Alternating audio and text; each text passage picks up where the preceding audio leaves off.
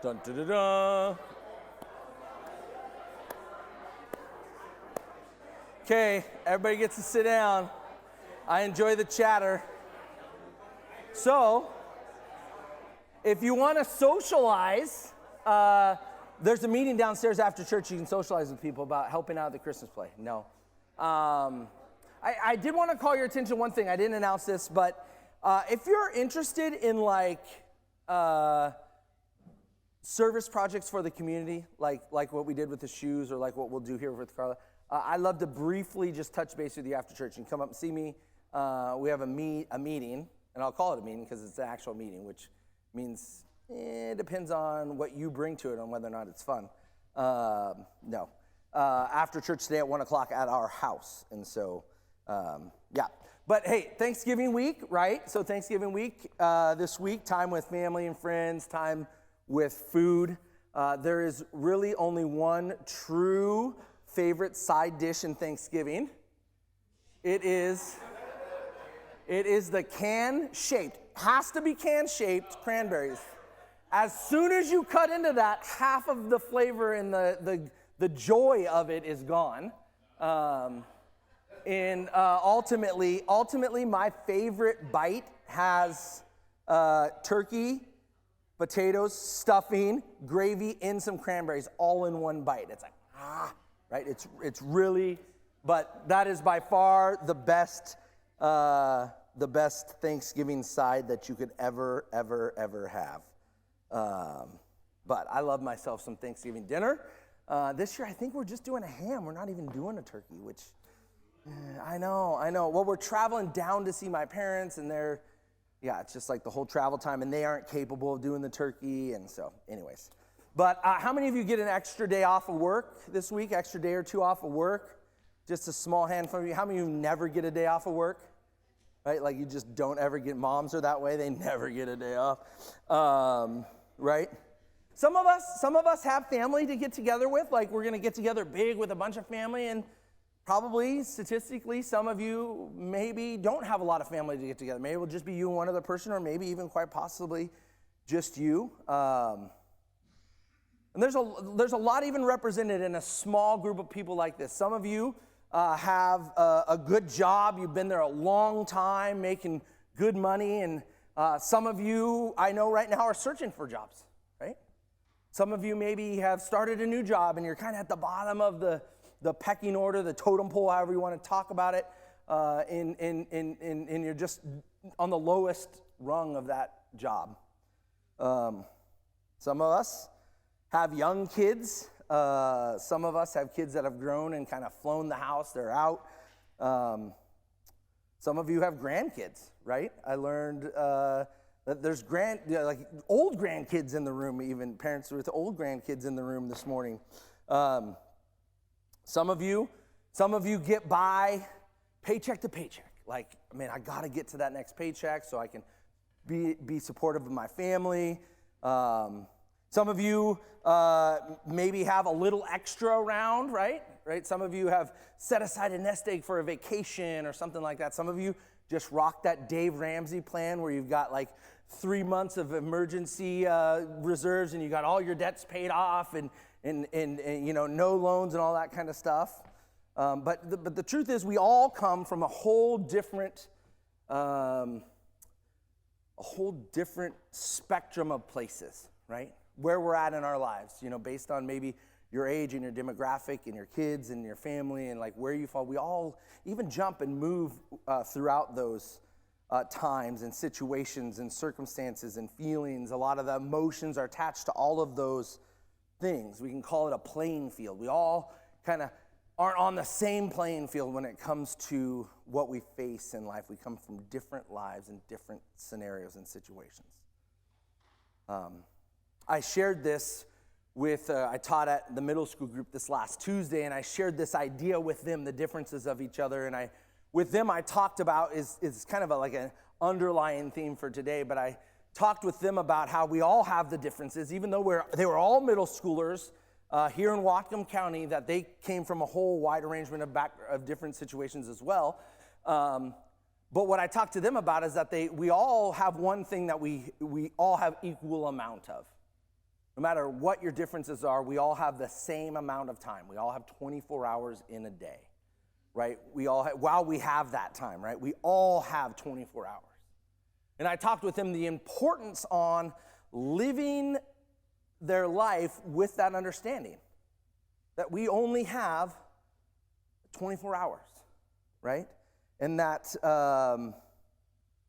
that makes the choices we make and what we choose to do with our time super important. And that's why I love that you guys are here. I know time is valuable, but I also know in that you're being here and joining us, you've prioritized this time as important to you. And hopefully we, as a church together, we all are a part of this. We all play a role, but we make it and we value it for each other as well. We produce something that God chooses to use and speak to each one of us. And we're all faced with this important decision on what to do. How do we relate to God with our time? How do we feel his presence, his felt presence with us, or maybe a lack of presence maybe you feel, or even this idea of like, man, I don't even know that I really know God. I'm still searching for God. And the thought is, as we head into these holidays, we all have that same amount of time, even though it seems like Thanksgiving and Christmas and things get so busy and like we run out of all the time because we've packed all this stuff into that. And even on a week like this week where we're going to head into Thanksgiving on Thursday, that it seems like, man, we might not even have time to step back, breathe, and be thankful. Like actually spend some time around the idea that is produced with what we celebrate as Thanksgiving.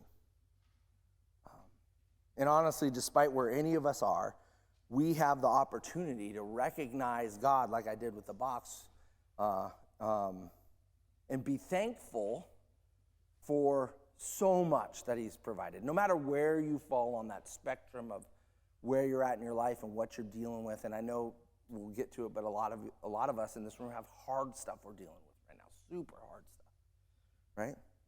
But if we really take the opportunity, there's opportunity to really step back and be thankful for what God has provided for us. Proverbs 3:6 says, acknowledge him and he will make your paths straight. It doesn't say that he will make your paths lush. It doesn't say that he'll pave the path. It doesn't say that the path will be perfectly groomed and laid out for you to walk on, right? He just says, I'm going to make the path straight. And I equate that to the idea of a clear direction. He will give us a clear direction. He'll help us make sense of the path and the direction that he wants us to go on. So this morning, I'm hopeful that we can make some sense of what God desires for us right now. Like where we're at, what next steps can I make to make sense of who we are, where we are, what we are doing, what God desires for us. I think oftentimes we look at our lives and we kind of compartmentalize things, not by like work. I mean, we do this too, work and fun and kids and school, but more compartmentalizing where we give God credit for some things, and then, man, we work hard, so we establish like this is what I've built in my life. And oftentimes we kind of keep that separate because I've invested in this and this is something God gives me. And so we can compartmentalize some of that in our lives where we take some credit we give it away. Or we look at tough situations where we often even can blame ourselves for something that's happened in our lives, or we can blame somebody else for what's happened in our lives. Or, I mean, if we're honest with each other, there's times where I blame God for things in my life as well. In church, I want to admit it's hard, but given the equal and small amount of time we have, time that you can't buy more of it, you can't earn more time, right? You can't create it. With that,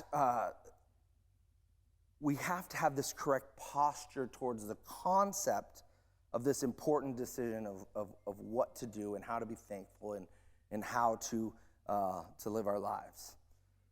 And I believe that it can start with being that it is Thanksgiving, start with our gratitude. Our gratitude in being thankful for the thankfulness towards God and what he's done in our lives. Our text this morning is a teaching out of Luke 17, and I believe that it will get us going in that direction this morning. Luke 17, starting in verse 11, it says, and I don't even know that I've preached this text before, and it kind of is a great text for Thanksgiving, but it's also something that I think that as we unpack it, we'll all get something from it. So Luke 17, starting with verse 11. On the way to Jerusalem, he was passing along between Samaria and Galilee. And as he entered the village, he was met by 10 lepers who stood at a distance. They lifted up their voices saying, Jesus, Master, have mercy on us. When he saw them, he said to them, go and show yourself to the priests. And as they went, they were cleansed.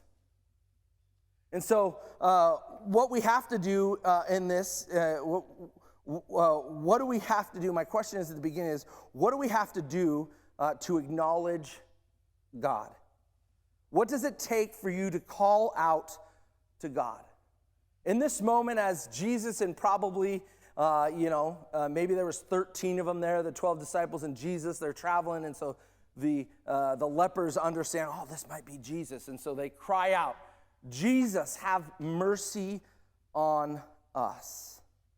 And if we unpack this, these are lepers, and if you don't know, leprosy is a disease even today, far less prominent and very much tolerable and curable in today's world with modern medicine and stuff. But at that time, it wasn't. It was pretty much a death sentence, but even more than that, it was like a cast out sentence, right? Lepers at this time, and why they're outside on the outsides of Samaria and Galilee, kind of on their own, is because they would ultimately, as they came down with this disease, they would say, go see the pastor, which if you came to me with a disease, I'd be like, oh, I got to talk to my wife, she's the nurse. But then the priest would be like, oh, you're out, right? So then they would go out and live outside of the community, and it wasn't only leprosy, it was any skin disease that even resembled that, or any other disease that was unknown. They'd be like, you're out, we don't want it to infiltrate, we don't want it to be a part of the community that's within, and so they were cast out. And this skin disease, leprosy in itself, would attack the skin and then attack the nerves and then take away the feeling. And then, like, if you ever got a scrape or a cut or a bump or anything, you wouldn't even feel it, and then it would get infected, and then it's just trouble, right? And so people would lose limbs and all this kind of stuff. And so in this case, and if you want a clear description of like skin disease in the Bible, Leviticus 13. Just go read that. If that's your thing, you can go do that. But at this point, there was a point where Jesus had encountered a leper in his travels and literally touched that leper's skin, and the leprosy just retreated. It was done. And Jesus had healed this leper. And so at this point, word had got out, and people knew what was going on. And because of that, you see these communities of people who would see groups of people traveling and be like, Jesus, is that you? You know, they would like call out, and they would hope it was Jesus, because Jesus would then hopefully heal them. And lo and behold, this community outside of Samaria and Galilee encounters Jesus. And so my question for us, though, getting back to a little sidetracked, my question for us is, what does it take for you to call out to God? What does it take for you to call out to God? To call Master, right? In some translations it says, Master, Jesus, Master, have mercy on us. What does it take for you to get to that point? The day-to-day that I can handle on my own, man, I'm good with that. The bigger stuff, the stuff that I can't handle, right? I'm going to be like praying my heart out for that stuff, right? And I'm going to want him to step in where I can't do it. But the stuff that I can handle, I'll handle that on my own. What does it take for you to cry out, Jesus, Master, have mercy, I need you now? James 5 actually says we cry out not only when we are sick, but also when we are cheerful, it says in James 5. And so there's opportunity for us to have that posture of crying out to Jesus much more than just when we are in desperate need of something, an outcome.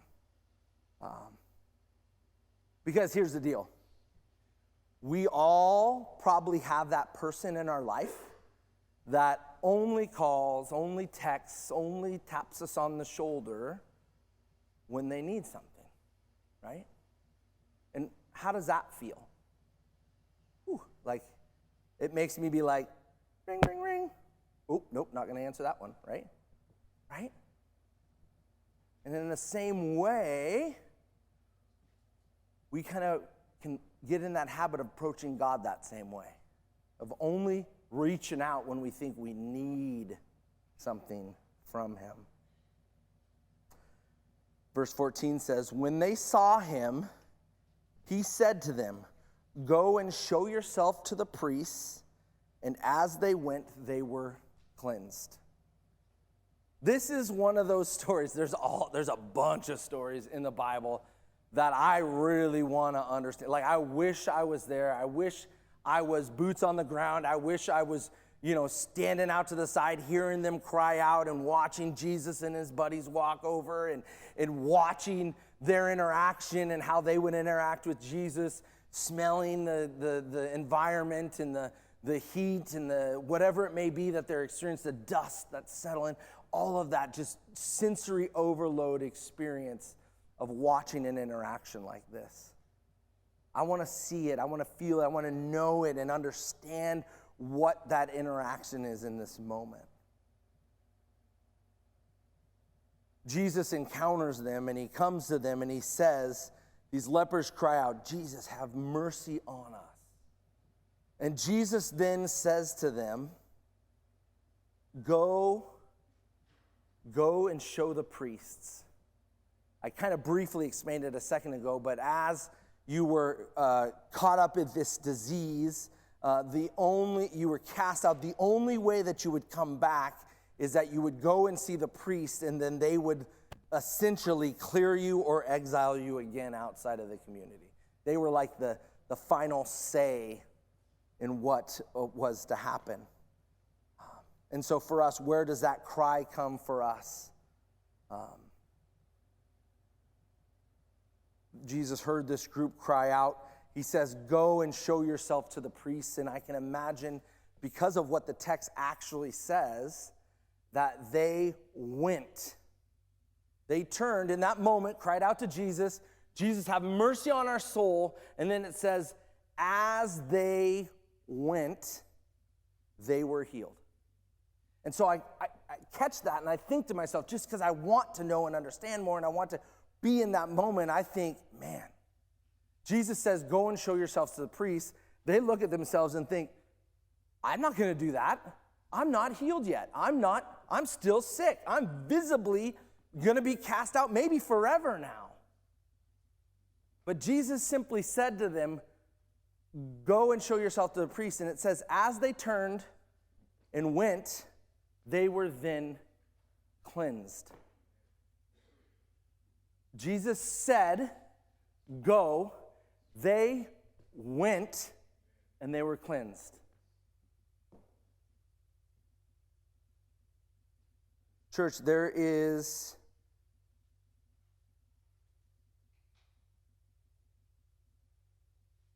here is the reason in this obedience is that Jesus said something, they went, and they were healed.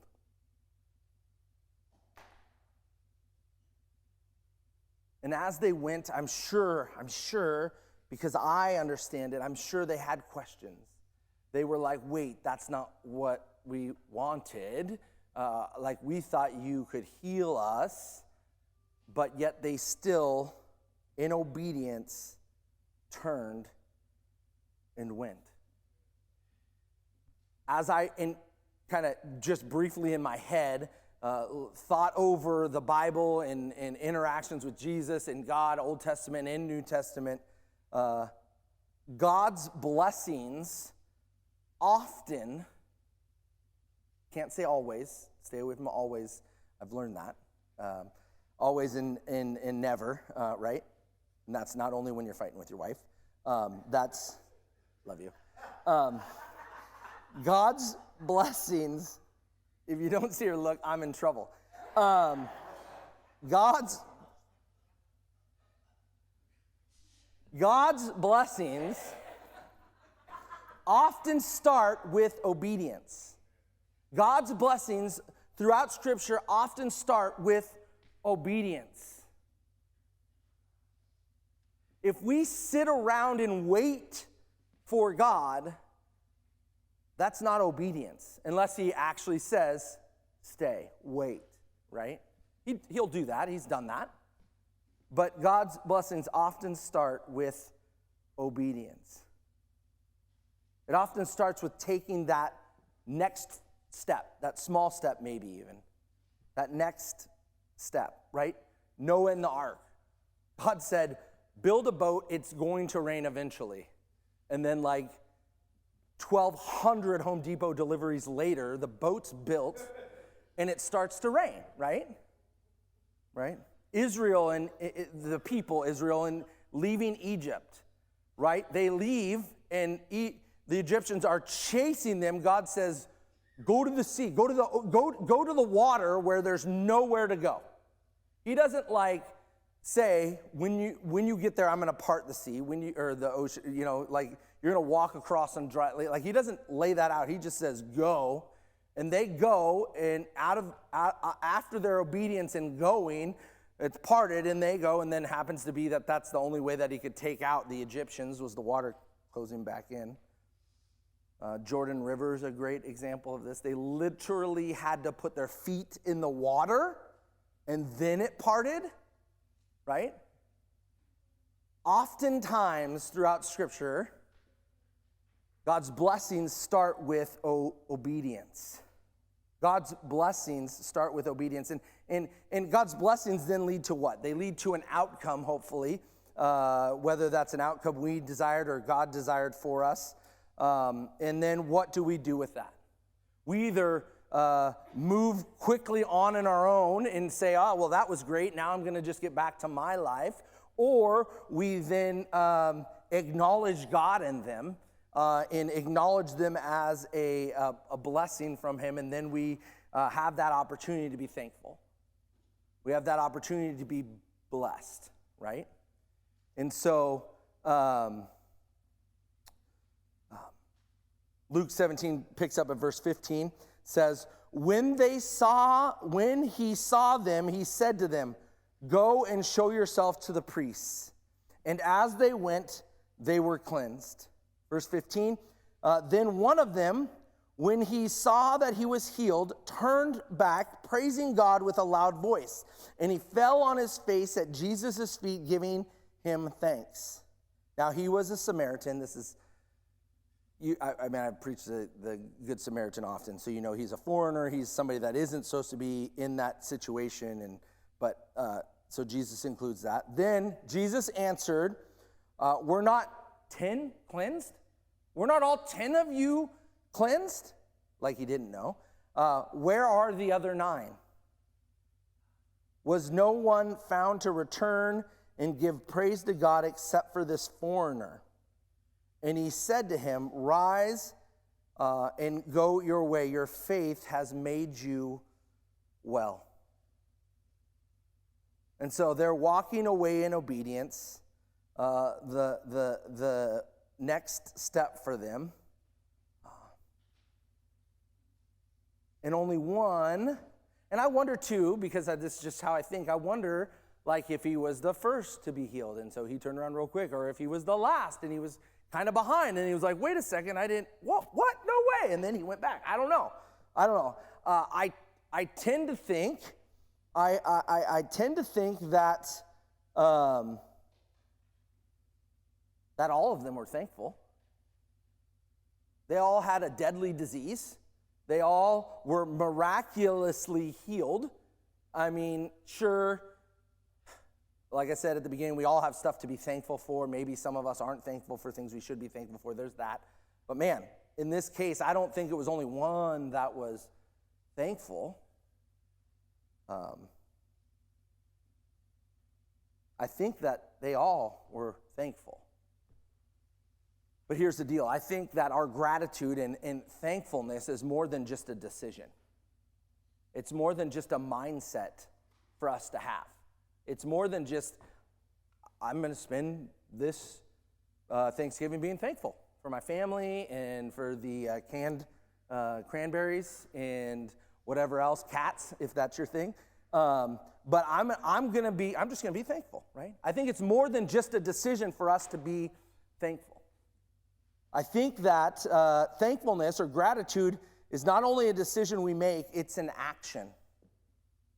It's an action we live out or display in our lives.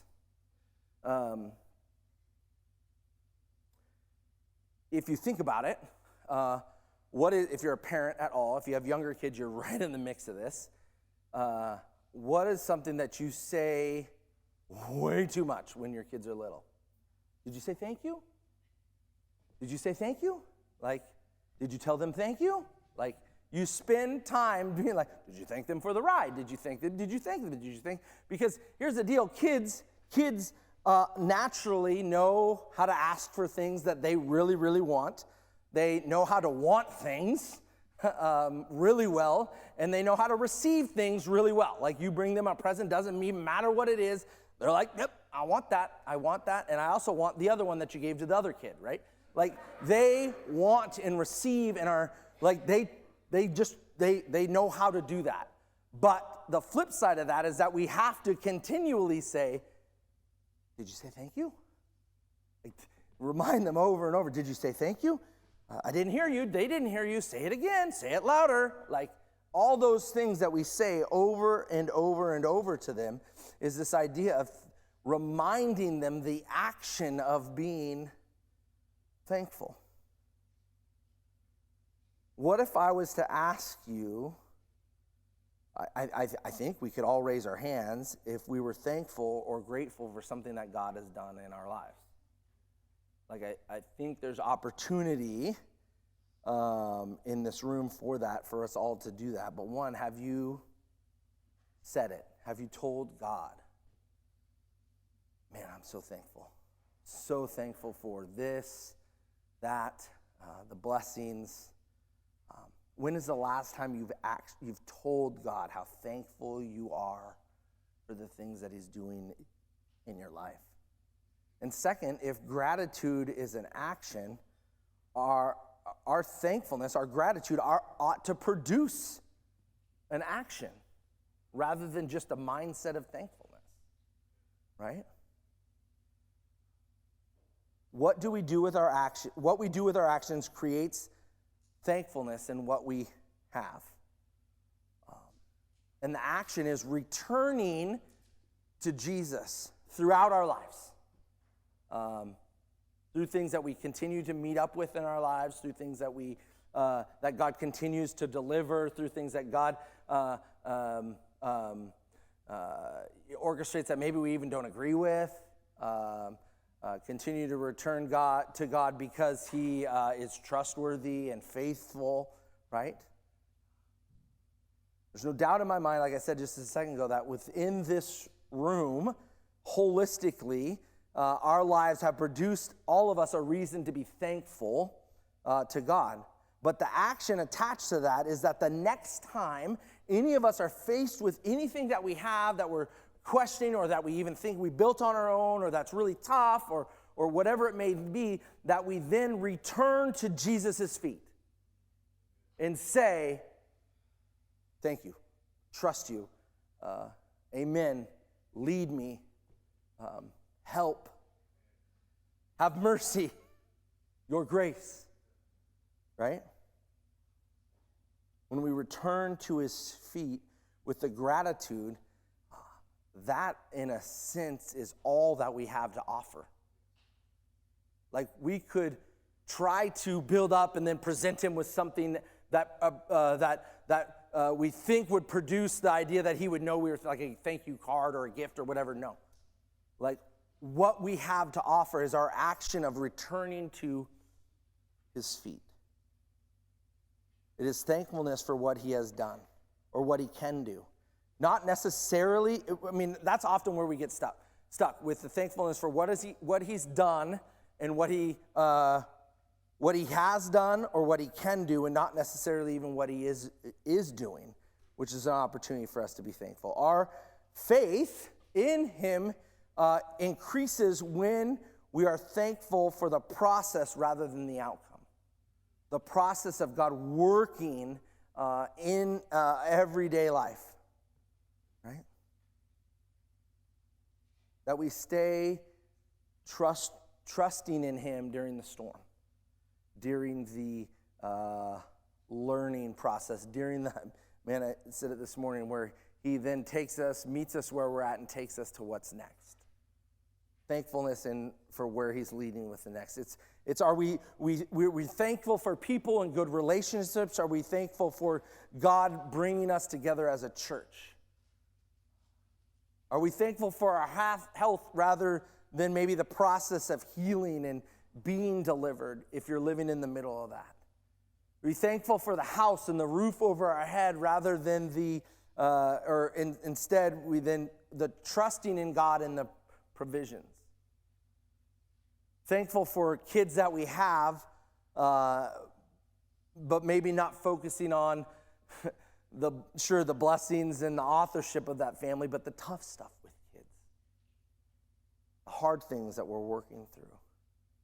And God warns us as he gives us these things, as he leads us into these things, he actually gives us a warning in the Old Testament as to what that possibly could produce in us. Comes in Deuteronomy 8. It's kind of long. I think it's up on the screen too, but it's Deuteronomy 8, 10 through 18. It says, when you have eaten, and so this is God's people are kind of headed into the promised land, I think, and they're going to get this milk and honey and like this promised amazing place, this amazing piece of their life that they're going to experience, and God heeds a warning. And it's not too different for us, I think, as we get into this, like God's blessings on us. It reads this: when you have eaten and are satisfied, praise the Lord your God for the good land he has given you. Be careful that you do not forget the Lord your God, failing to observe his commands, obedience, his laws, and his decrees that I am giving you this day. Otherwise, when you eat and are satisfied, when you build fine houses and settle down, and when your herds and flocks grow large, and your silver and gold increase, all you have is multiplied, then your hearts will become proud, and you will forget the Lord your God, who brought you out of Egypt, out of the land of slavery, and led you through the vast and dreadful wilderness, that thirsty and waterless land, with its venomous snakes and scorpions. He brought you water out of the rock. He gave you manna to eat in the wilderness, something your ancestors had never known, to humble and test you. To humble and test you so that in the end it might go well for you. You may say to yourself, my power and strength of my hands have produced this wealth for me. But remember the Lord your God, for it is he who gives you the ability to produce wealth, and so confirms his covenant, which we sow to your ancestors, as it is today. Thankfulness comes out of a place of humbleness, of humility towards God. That it isn't that God orchestrates us to not, that he orchestrates us to not achieve in life so that we might be humbled, but man, he knows and warns us that, and wants to remind us that, man, if we aren't humbled, we will be proud. We will take credit. We will forget our God. We won't return to his feet until maybe there's a desire for us to grasp after that we need that we can't get on our own. He wants to remind us to stay in his proximity, to stay close, and to give him credit.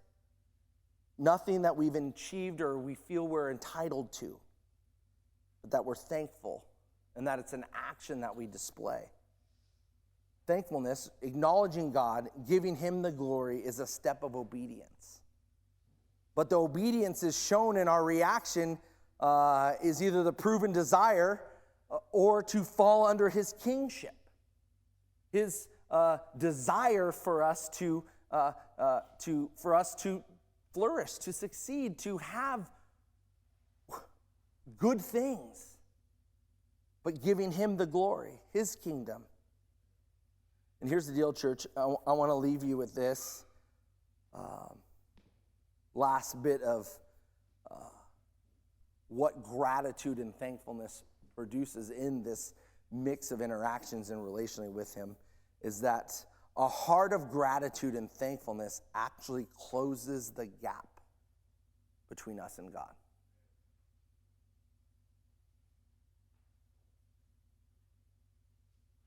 A gap that, man, not even intentionally I've built, but sometimes it's there.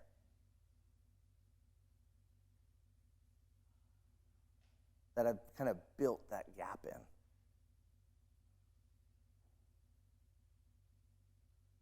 you ever felt that way? Like maybe God's not there?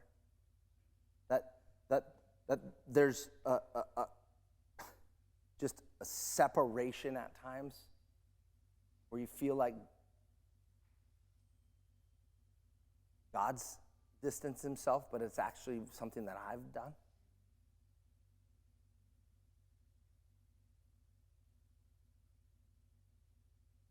Go ahead, action-based. Raise your hand if you've ever felt that before. The gap, the distance from God, right? We felt that. So I want to close in a different way. We're going to worship. The band will come up here in a second. But I was at Friendsgiving this week. Skookum Kids is the foster organization we work with, and we have an amazing 9-year-old daughter now, Charlotte, and at this Friendsgiving, we're at the table for like 2 minutes, maybe 5. I don't know. When you have 9 and 7-year-olds, it's like time is like, where? So we're at this table, and there's pieces of paper, and it just simply says, what are you thankful for? And Charlotte wrote a list of like 15, I think it was mostly people. I think there was a couple things on there, but it was mostly people. So we have this 9-year-old that is, her life is spun upside down and sideways, and she gets to see her mom a few times a week, and like, you know, she loves living with us, but there's also that pull of that and all this kind of stuff, and she just sat. We entered this room of 50 people. She just put this piece of paper in front of her and just started listing the things that she was thankful for. And I was like, oh my goodness. Like, this girl has so much to focus on and have distract her about the turmoil and craziness of her life. But she writes, like, it was at least 15 things that she's thankful for on this list. And I thought to myself, man, how often can I focus in on the things that I don't have or that I want or that aren't going right, when really if I was to step back and think about the things that God has done and continued to do, and that even when I didn't trust him, he did. And I thought about the list of things I was thankful for. That other list almost fades away. Like it's still there, but you're reminded of how you've trusted God in this enormous list of things that he's done in your past. His faithfulness with this heart of gratitude. I'm gonna close with that, but there was some pieces of paper on a lot of your chairs. If not, there's a couple more pieces of paper in the back. There's pencils and pens in the back. I'm gonna invite the band to come forward. We're gonna sing the song Gratitude. It's a great song. And as that band comes forward, if you want to get up, go grab a piece of paper and a pencil if you want. But as we worship in these last two songs, I want you to just worship when you want to worship, but also maybe just start compiling that list of things you are thankful for as an act of worship. Worship isn't only singing songs. And so I want to encourage you as this band kind of finishes these last two songs that if you feel led to, make that list of things that you are thankful for.